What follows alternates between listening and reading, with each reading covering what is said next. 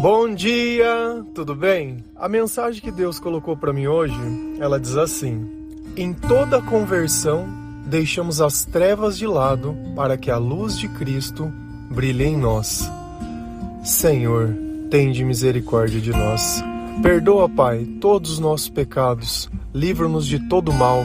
Nos afasta de tudo aquilo que não vem de Ti. Nós agradecemos, Senhor, por mais esse dia, pelo alimento, pela palavra, pela presença. Aceita, Senhor, essa nossa oração, esse nosso louvor, pois nós Te amamos, bendizemos, adoramos. Somente Tu é o nosso Deus e em Ti confiamos. A pergunta essencial é: o que é a conversão? É quando nós percebemos que sem Deus a nossa vida ela não faz sentido.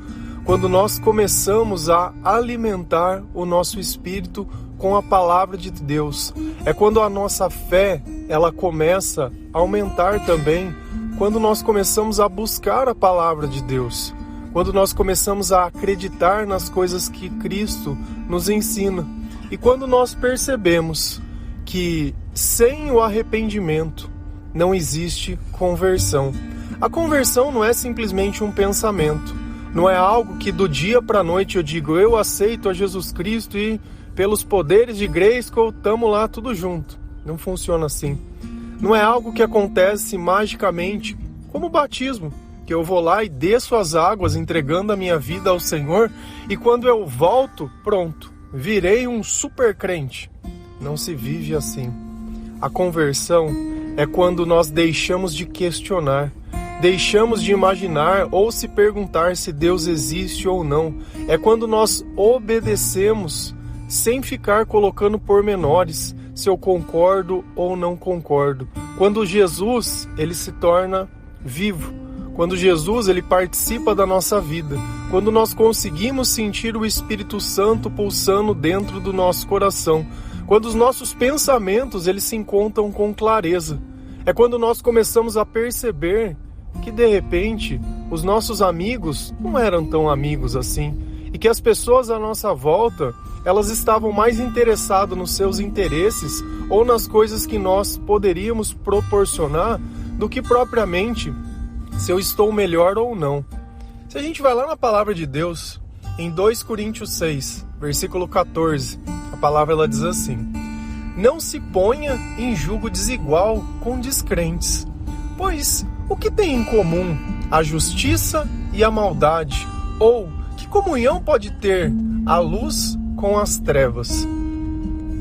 Aqui tem uma palavra que eu não sei se você sabe o significado. Julgo. Julgo não é da palavra julgar. Julgo, você sabe o que é? Sabe quando você vê dois animais que existe um pau em cima deles e um tá do lado do outro, aquilo puxa uma carroça? Aquilo é o jugo. O jugo é o que amarra duas coisas junto. E a palavra ela tá perguntando assim: não se coloque em julgo desigual com descrentes. Então imagina que a situação que eles querem que nós imaginamos é que existe um pau daquele e de um lado existe um boi crente e do outro lado um boi descrente.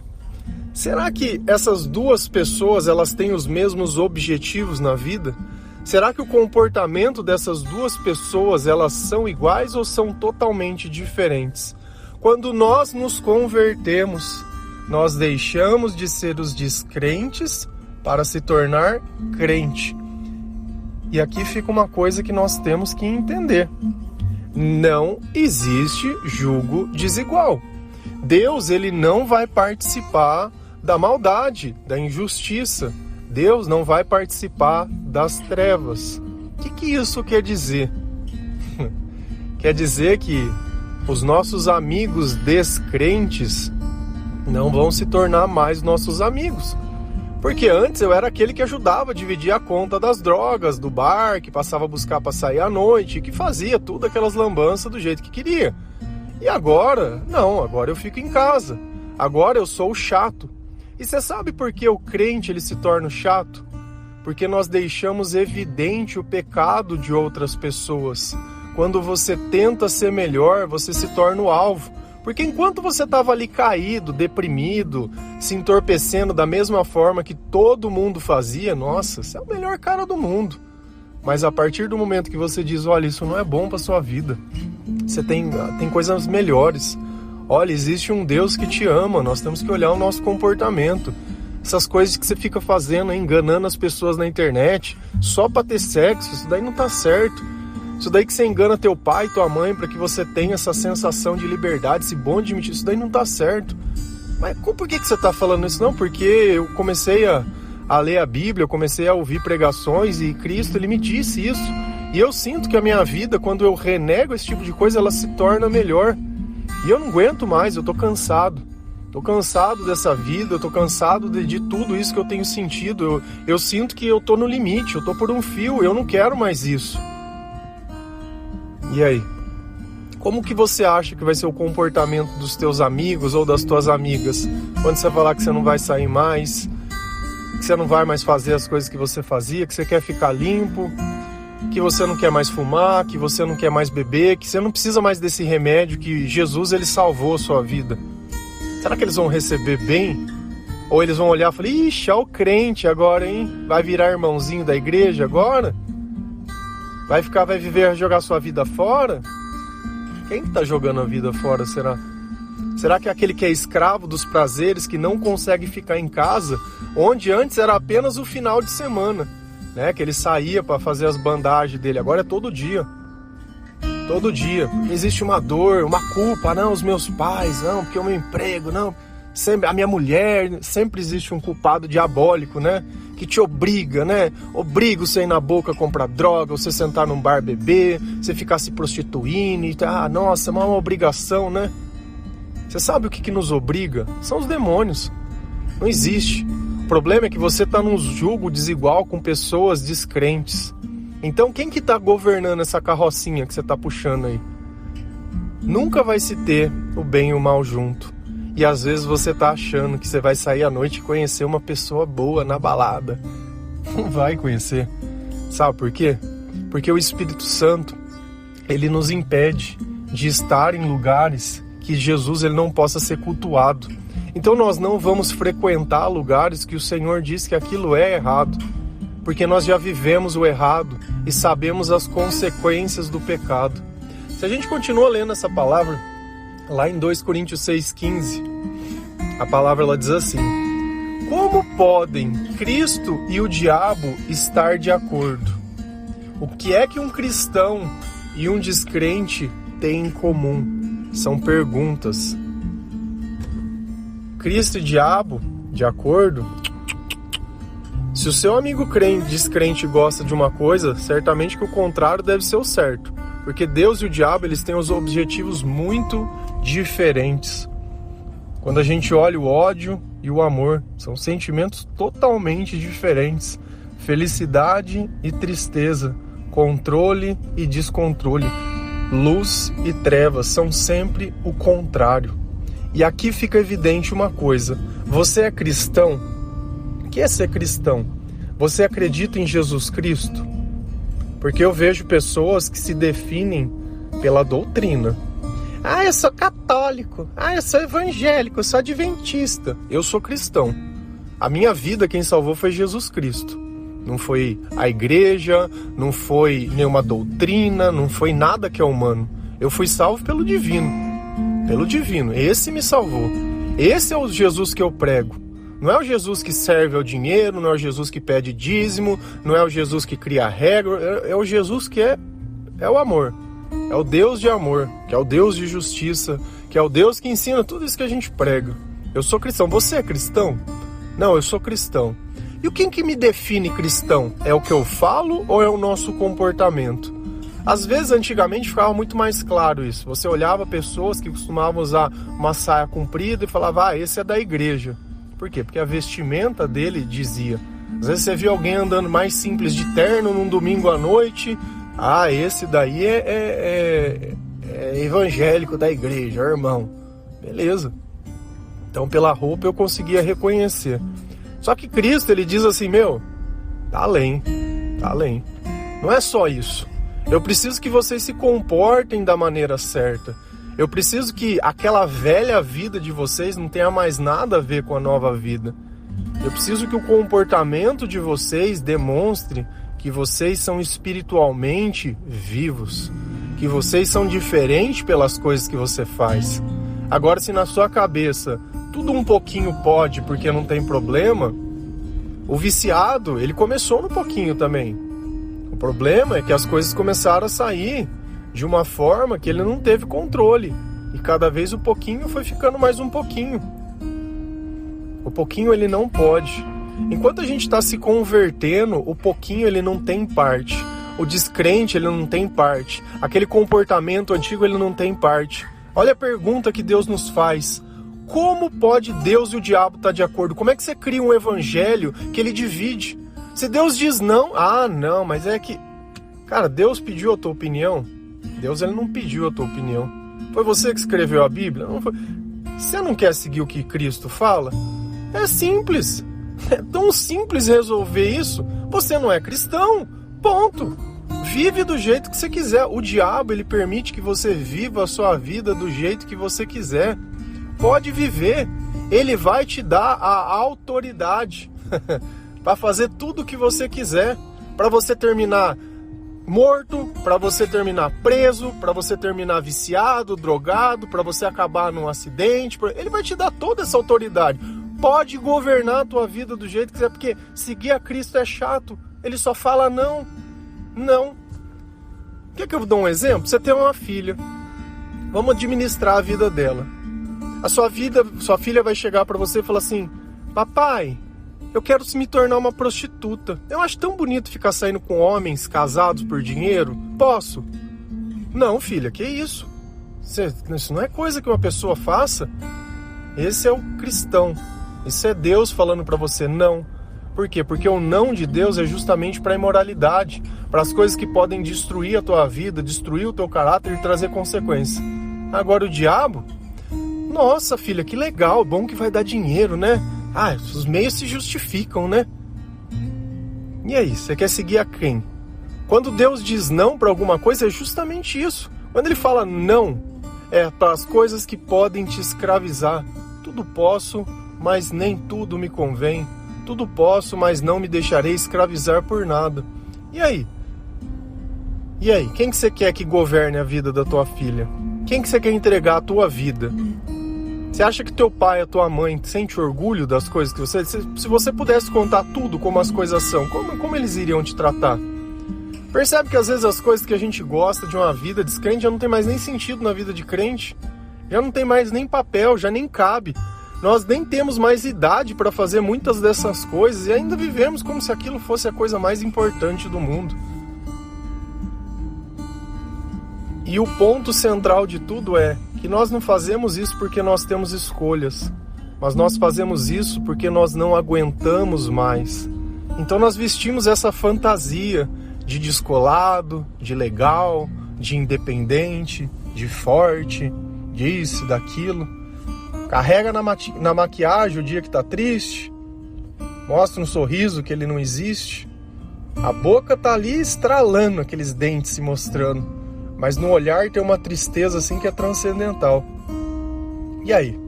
Crente ou descrente? Então, quando eu comecei a me converter, a maior parte dos meus amigos, eles me julgaram. Me condenaram, jogaram na minha cara que eu não acreditava em nada daquilo, que onde já se viu, que não sei o quê, e aquele monte de conversa.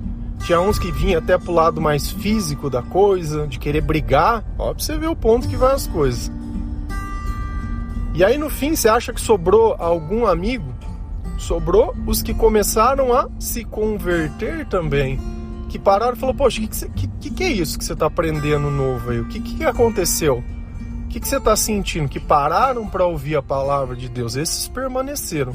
O resto tá aí até hoje. Do mesmo jeito, cada vez mais irreconhecível. E aí você vai passar às vezes perto dessas pessoas e elas não vão mais nem gostar de você, mas era o teu amigo. Era o que você acendia o baseadinho pra fumar junto ali, gostoso. O que você era do copo, é o que você ligava pra contar fofoca, e esse servia. Enquanto você estava fazendo mal e falando mal, você era a melhor pessoa do mundo, mas a partir do momento que você não pode mais ficar no mesmo jugo que essas pessoas, porque você sabe que Deus ia te entristecer com o teu comportamento, que você quer uma vida diferente, porque você não está aguentando mais o que você tem vivido. E aí você tem notado que a sua vida ela tem mudado dentro de você de uma forma tão grande, tão poderosa, que às vezes você fica até em dúvida se tudo aquilo é verdade, se você é merecedor. Se a gente continua lendo a palavra lá em 2 Coríntios 7, versículo 1, a palavra ela diz assim: meus queridos amigos, todas essas promessas são para nós. Por isso, purifiquemos a nós mesmos de tudo que torna impuro o nosso corpo e a nossa alma. E temendo a Deus, vivamos uma vida completamente dedicada a Ele. Eu acho que a Bíblia ela é importante de uma forma, porque tem versículos aqui que a gente só vai entender quando a gente começar a se converter, que vai começar a fazer sentido quando a gente experimentar os mesmos sentimentos. Olha a palavra que ele usa, meus amigos, todas essas promessas são para nós. Então eu poderia estar dizendo para as pessoas que me julgam, olha, tudo isso que eu tenho vivido não é só para mim, mas é para todos nós. Só que nós precisamos purificar o nosso comportamento, tirar tudo aquilo que é ruim da nossa vida, tudo aquilo que nos escraviza, tudo aquilo que nos domina, tudo aquilo que nos envergonha, tudo aquilo que nos entristece, tudo aquilo que nós não aguentamos mais. Porque se eu preciso parar para pensar se é bom ou é ruim algo, é porque é ruim. Porque o bem, ele não deixa dúvidas. E do que nós devemos nos purificar? De tudo que nos torna impuro, de tudo que contamina a nossa alma. Você acha que a droga, ou a bebida, ou o remédio, tudo aquilo que altera o teu psique, vai te causar que tipo de bem? Você consegue ver um Jesus chapado, que ele não suporta a própria vida, ele precisa se drogar? Você consegue ver um Espírito Santo, um Espírito de Deus, de santidade, vivendo nesse meio e nesse tipo de comportamento? Não existe. E quando eu falo remédio, eu não estou falando alguém que está tomando algo porque está doente. Eu estou dizendo aquele que toma justamente porque ele não está suportando a ideia de perdoar alguém, de amar alguém, de aceitar a própria vida, a própria história e seguir em frente. Aquele que não quer olhar os próprios comportamentos, as próprias palavras. Às vezes a gente reclama que os outros fazem as coisas, mas somos tão hipócritas que nós fazemos as mesmas coisas. Então o meu comportamento, para determinar que eu me converti, ele tem que ser diferente de quanto eu vivia antigamente. E principalmente diferente daqueles que não acreditam em Jesus Cristo. Então se você acha que você vai fazer o mesmo que o descrente, cara, você não se converteu. E eu não estou dizendo para você, você é obrigado a fazer isso. Você sabe por quê? Porque quando nós nos convertemos, nós não sentimos mais vontade. Não é uma batalha. A batalha, ela é espiritual. Eu não estou numa batalha carnal, porque eu já não sou mais vendido pelo pecado. Porque Cristo pagou um preço de sangue pela minha vida. E quando eu entrego a minha vida para Ele, Ele cuida dos meus caminhos, Ele cuida dos meus planos e dos meus sonhos. Então eu sou um mero, entre aspas, alguém que segue aonde o Espírito pede para ir. Pede. E temendo a Deus, vivamos uma vida completamente o quê? Dedicada a Ele. Não é dedicada para mim, não é dedicada para meu pai, para minha mãe, para minha mulher, para meu filho, para meu trabalho. É dedicada a Deus. Orando todos os dias, com louvores todos os dias, com leitura da palavra todos os dias. A igreja somos nós somos o templo do Espírito Santo, nós somos o cristianismo. Olha para você ver que às vezes você não consegue entender uma coisa, que o teu comportamento ele faz diferença. Há 2000 anos atrás, Cristo veio à Terra, Cristo deu o exemplo, Cristo escolheu 12 pessoas, e a mensagem dessas pessoas e a mensagem de Cristo, ela ecoa até hoje, passando de um para o outro, escrito numa palavra. E nós continuamos escrevendo o Evangelho através da nossa vida. Chegou a nossa vez de dar o testemunho sobre Jesus Cristo. Assim como Paulo, evangelizou tantas e tantas e tantas e tantas pessoas. Ele não conheceu o Senhor. Ele viu o Senhor em espírito, ele teve uma revelação do Senhor na sua vida. E o Senhor tem se revelado a nós. A nossa vida, quando nós nos convertemos, ela se torna dedicada a Deus. Isso quer dizer que nós se tornaremos super-humanos, perfeitos? Não. Mas que nós sabemos o caminho do arrependimento, que nós sabemos a solução dos nossos problemas, que nós sabemos o que é o certo, que nós sabemos que diversas das coisas que nós sentimos são espirituais e que coisas espirituais precisam de armas espirituais. E nós conhecemos todas essas armas. E infelizmente, ou felizmente, Jesus, ele deixa que cada um escolha o seu caminho. Eu não posso chegar no meu amigo e vomitar um evangelho na cabeça dele. E eu não levo ninguém para o céu dizendo que ela vai para o inferno. Não é o medo que nos faz seguir a Cristo, é o amor. Então, às vezes, nós vamos semear a palavra de Deus e tem gente que não vai aceitar. Se você for lá em 2 Coríntios 6 e lê-la inteira, você vai ver, ele vai falar assim, olha, mesmo eles nos conhecendo, eles tratam como se nós fôssemos estranhos. Mesmo nós dizendo a verdade, eles falam que nós somos mentirosos. Mesmo assim, eles sabem quem nós somos, mas eles querem fazer diferente. E é assim, do jeito que aconteceu com eles, vai acontecer conosco. A palavra ela diz, pode o servo ser maior que o Senhor? O Senhor sofre, o servo sofre. Mas tá bom, porque perto de uma vida sem esperança, eu prefiro viver essa.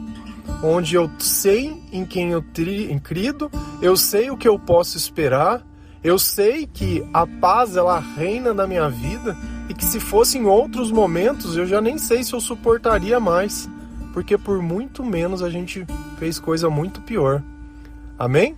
Que Deus abençoe cada um de vocês, que o Senhor ele possa ajudar você a completar a sua conversão, que você tenha discernimento e maturidade para entender que às vezes nem todo mundo que a gente chama de amigo é amigo. Às vezes a gente só partilha os mesmos interesses e quando muda os interesses, muda as amizades. E é melhor sozinho com Cristo do que no bando de uma multidão que está nos levando para o inferno. Amém? Que Deus abençoe cada um de vocês. Feliz a nação cujo Deus é o Senhor. Um bom dia.